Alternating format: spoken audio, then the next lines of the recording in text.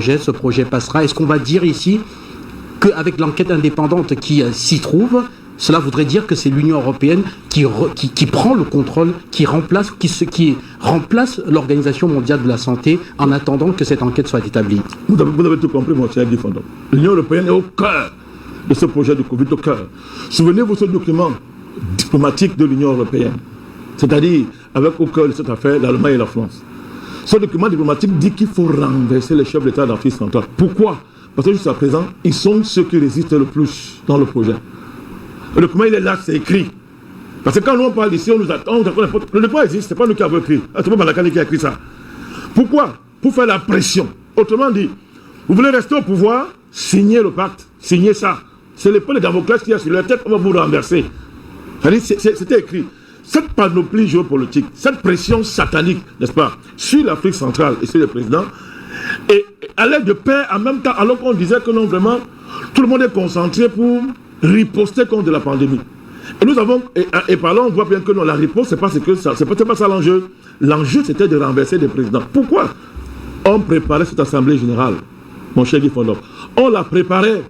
C'est de cela qu'il s'agit, pour que, n'est-ce pas, les chefs d'État, qui déjà ne peuvent pas, n'est-ce pas, remplir leur budget. Vous savez que la plupart des pays africains sont en train de faire des correctifs budgétaires. Parce qu'il y a maintenant un gagné extraordinaire, imposé par le Covid, justement. Et ça fait donc que les présidents africains, pour la plupart, sont obligés d'aller se mettre à genoux devant les guichets internationaux. Alors, vous mettez à genoux, on vous dit, messieurs, pour que vous ayez de l'argent, allez, garantissez-nous que vous allez voter à l'OMS en faveur de la révolution portant sur le Covid. C'est de cela qu'il s'agit, mon cher Guy Fondon. Donc, moi je dis, ce n'est pas une question de majorité, ça ne veut rien dire. Si c'est une puissance dans le monde n'adhère pas à ce projet, je voudrais vous rappeler que la réunion de M. Macron qu'il a convoquée là, pour lever ces fameux fonds-là, n'a pas vu la présence de la Chine, des États-Unis et de la Russie. C'est un indicateur. Si aujourd'hui, la Chine, la Russie par exemple, n'adhèrent pas à ce protocole, ben, ça veut dire qu'il y a de l'espoir. Je voudrais parler d'ici d'une prochaine guerre froide qui était potentiellement réalisable. Parce que là maintenant, nous on souhaite ça. Il faut une désorganisation du monde. Là maintenant, c'est arrivé à un niveau, c'est clair. Ces institutions internationales doivent exploser parce qu'elles ne servent à rien. Elles servent à détruire. Tant qu'elles sont unies là autour de leur projet, c'est pour détruire l'humanité. Donc aujourd'hui, l'espoir c'est que, n'est-ce pas, un axe émerge dans le monde. J'ai appris, si c'est vrai, j'ai appris que la Chine a son vaccin sur la table. J'ai appris ça, son vaccin sur la table. Effectivement. D'ailleurs, c'est même un vieux projet parce qu'elle travaille depuis là-dessus avec Cuba. Avec Cuba. Donc, s'il y a ce vaccin sur la table, ça veut dire que la Chine a en premier plan parce que la Chine a intérêt à ne pas accepter ce vaccin. Pourquoi ce vaccin, c'est qui va gagner? Ce sont les illuminatistes. Or, la Chine a un contentieux historique avec les illuminatistes, c'est-à-dire tous ceux qui ont volé l'or de l'Asie pendant les deux guerres mondiales et qui ont mis en place Bretton Woods. C'est ça qu'il s'agit. Parce que les talons, lorsqu'on a démantelé les talons or, mais ce n'était pas par hasard. Ces talons or masquaient la réalité que l'or de toute l'Asie, qui à l'époque, vous vous souvenez, parce qu'à l'époque, c'est le commerce mondial tourné autour de l'Asie, elle a accumulé de l'or. L'or de l'Asie, n'est-ce pas, les négociations qui ont précédé l'avènement de Bretton Woods étaient basées sur l'engagement comment on dit ça, de ramasser tout l'or qui est dans le monde et de le mettre, n'est-ce pas, dans le cadre de banques de règlements internationaux. C'est ça. La Banque de règlements internationaux est née justement de la volonté de ramasser tout l'or l'or du monde et d'en faire la monnaie refuge en dernière instance. Mais en même temps, Bretton Woods, Nixon viendra dire que désormais, les talons or n'existent plus. Et le dollar est devenu la monnaie de référence dans le monde. Tout ça derrière Guy Fondon. On a mis une stratégie diabolique pour voler l'or des Asiatiques. Et moi, je vous dis qu'en Chine, il y a des grandes familles en Asie qui réclament cet or. Vous comprenez? Qui réclament cet or. Et elles n'accepteront jamais, n'est-ce pas, que ce projet arrive. Parce que ce sera la fin, n'est-ce pas, de ces peuples-là. C'est pour ça que l'espoir, c'est de ce côté-là. Donc, si ces deux puissances-là n'adhèrent pas à ce protocole, majorité, on s'en fout. On s'en fout. Aujourd'hui, aux États-Unis, il y a une guerre terrible qui oppose Donald Trump. Ne vous fiez pas aux apparences. Et cette élite illuminatiste, Trump appartient aux patriotes américains. Il est contre les illuminatistes aux États-Unis. Incarné par des voyous comme Bill Gates, et la Clinton, les consorts, l'Obama, les Biden et l'État profond américain. Aujourd'hui, aux États-Unis, Vous savez qu'il y a une pétition qui est en train de monter en force, qui demande d'arrêter Bill Gates. Bill Gates a perdu déjà des procès aux États-Unis à l'heure où nous parlons. Donc, si l'issue de la campagne aux États-Unis, n'est-ce pas, bascule dans le sens d'une réélection de M. Trump, dans des conditions qui lui permettraient d'avoir les mains libres, on peut espérer. Il y a de l'espoir dans le monde. Mais maintenant, moi, au-delà de tout ça, voilà pourquoi moi, j'aime convoquer la foi. Moi, je suis, au-delà de tout ça, un homme de foi. Je pense que nous, les hommes, nous avons des limites. Mais Dieu n'a pas de limites. Il faut que Dieu aide l'humanité. On ne peut pas accepter que nous tombons sur la coupe de criminels, de Rockefeller, de Rothschild, de Bill Gates, de toute cette bande de tueurs, de Macron, qui n'ont pour seul projet que d'établir un contrôle nazi sur l'humanité. Au nom de quoi, Guy Fodor, on peut réduire ma vie à une puce. Mais je suis un être humain, mon Dieu. Je ne suis pas une puce. Je ne suis pas un logiciel. On va nous réduire en logiciel, manipulable par cette clique de criminels. On ne peut pas l'accepter, Guy Fodor. Nous avons lancé ici depuis très longtemps l'idée de dire aux Africains, levez-vous déjà. Que chacun devant sa maison défende son droit à la vie. On attend pour le gouvernement. Il faut défendre notre droit à la vie. Il faut oui, que tous les Africains se lavent les dents. Maintenant, les pays africains qui vont se démarquer, ils vont consulter cette taxe-là sur laquelle nous allons nous appuyer pour mener ce combat. C'est un combat pour la vie. Ce n'est pas un combat pour autre chose, c'est un combat pour la vie. Et dans cette affaire, l'OMS a démontré depuis très longtemps qu'elle est l'ennemi des peuples. C'est pour ça que cette Assemblée Générale, c'est une malédiction pour le monde. Alors, la deuxième question, après la première question, visait justement à comprendre si c'était l'Union européenne désormais qui reprenait la main dans la lutte mondiale contre le coronavirus. Si jamais ce projet de résolution passait, on a montré qu'il y a de fortes chances pour que le projet passe demain, parce qu'une centaine de pays, selon les différentes sources, précisent déjà qu'il y aurait qu'un vote de ce texte, rappelez qu'ici il n'y a pas de droit de veto, qu'un vote de ce texte devrait normalement avoir lieu demain. Et donc à partir de là, ce serait donc l'Union européenne qui reprendrait la main avec un programme de lutte mondiale qui met au centre la vaccination, bien sûr. Et à partir de ce moment, voilà, on entre d'ailleurs dans la deuxième question, celle de savoir si l'Afrique aura les moyens de pouvoir s'y opposer, parce que l'OMS qui impose via l'Union européenne un vaccin mondial, cela voudrait dire que désormais ce sera la condition sine qua non pour toute personne qui souhaiterait partir d'un état à un autre sur le continent ou bien même ou en dehors du continent. Mais dans l'histoire, comment la guerre froide a démarré?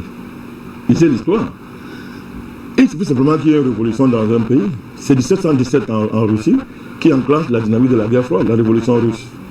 Sous réserve de tout ce qu'on connaît sur ça, mais de manière fondamentale, c'est cela. Donc, pourquoi est-ce que je suis en train de vous dire, l'OMS, s'il y a élection, les États ont le droit de quitter l'OMS. Les États ont le droit de quitter l'OMS, M. Guy Fodor.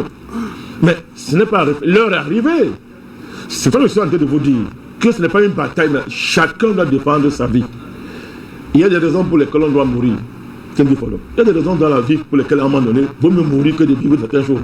Nous devons défendre notre vie. C'est un combat pour la vie. Avant d'arriver à la mort, est-ce que les Africains, la question c'est, dans cette dynamique panafricaniste aujourd'hui, est-ce que les Africains, par exemple, seraient prêts à accepter, à rejeter un vaccin et de rester sur leur continent sans une fois sortir? Oui, la dernière fois, je voulais démontrer ça ici. Mon cher Guy Fodor, d'abord, il y a des pays africains qui osent. Le Burundi est en train d'oser. À l'heure actuelle, c'est un pays qui gère de façon spéciale cette affaire de Covid. On n'en parle pas beaucoup.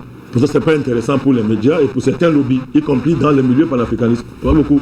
Mais le Burundi a une approche spéciale. Et jusqu'à présent, il n'y a pas eu une catastrophe au Burundi. Dans les pays comme l'Ouganda, que les performances sont extraordinaires. Je ne sais pas si c'est le Rwanda parce qu'il est très lié, son président est très lié à ces réseaux-là aussi. Bon. Mais, ça dit quand par la matière des résultats et des performances, mais ces pays font des performances extraordinaires.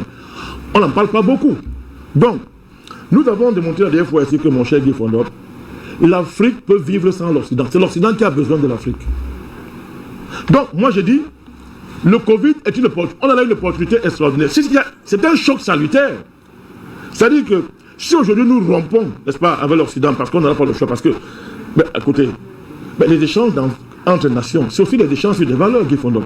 Qu'est-ce qu'il y a à échanger avec des gens qui veulent faire la vie humaine sur Terre? Rien à faire avec eux. Donc s'il y a ce choc-là, mais immédiatement il y aura un réajustement mécanique dans tous les pays africains, un réflexe de suivi qui va nous recentrer sur nous-mêmes et nous allons nous réorganiser et nous orienter vers des partenaires qui ne sont pas d'accord avec Bill Gates.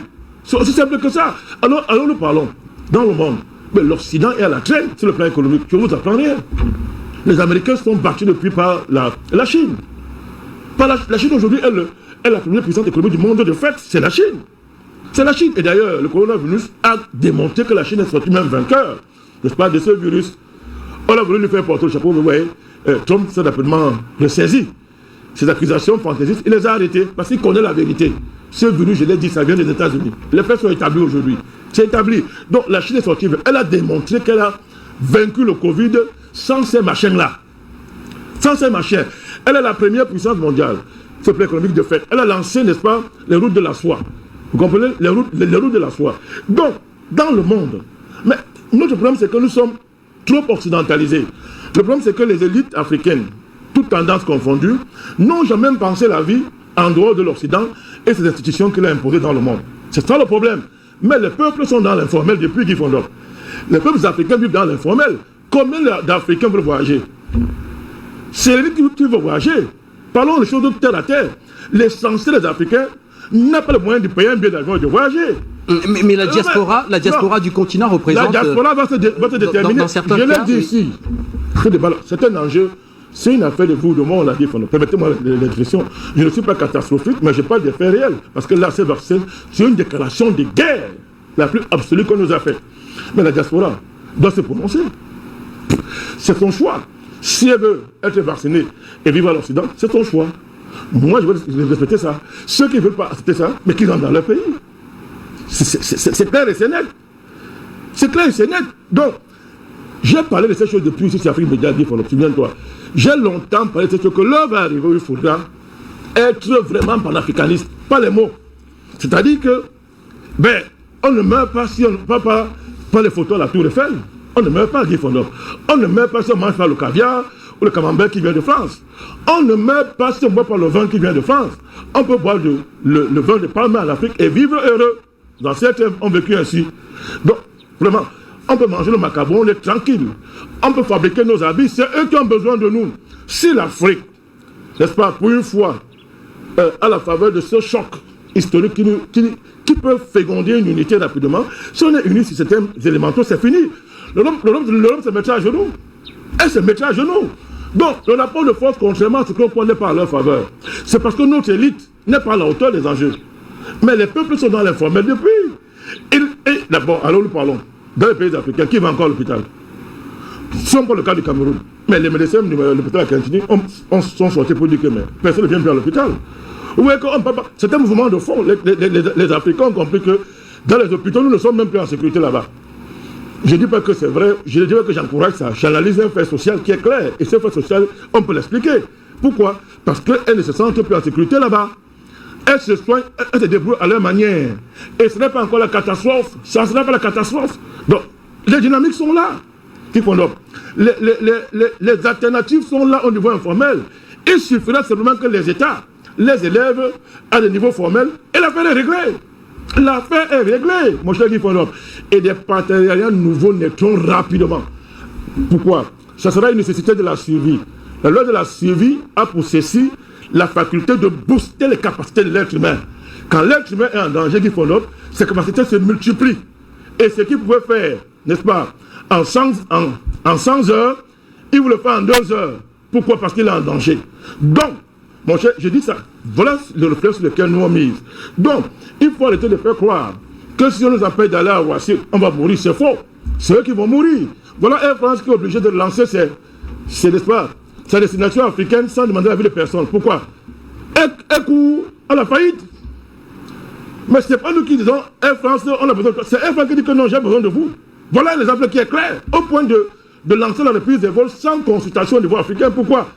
Elle a peur de fermer, Guy Fondor. Elle va fermer. Nous, on n'a pas de problème. Ah oui, on n'a pas de problème.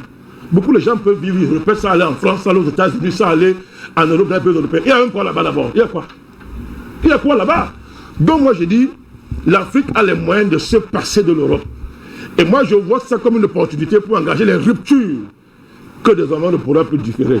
Ce serait une honte, Guy Fondor, une honte pour tous les Africains de se plier devant les fantasmes faustiens de Bill Gates, de Rockefeller, de Rothschild, de tous ces réseaux de sorciers et toutes les organisations, les Macron, qui, à défaut d'être des humains, veulent nous entraîner sur la pente de l'inhumanité. C'est inacceptable pour le panafricanisme et même pour la simple conscience humaine. Merci.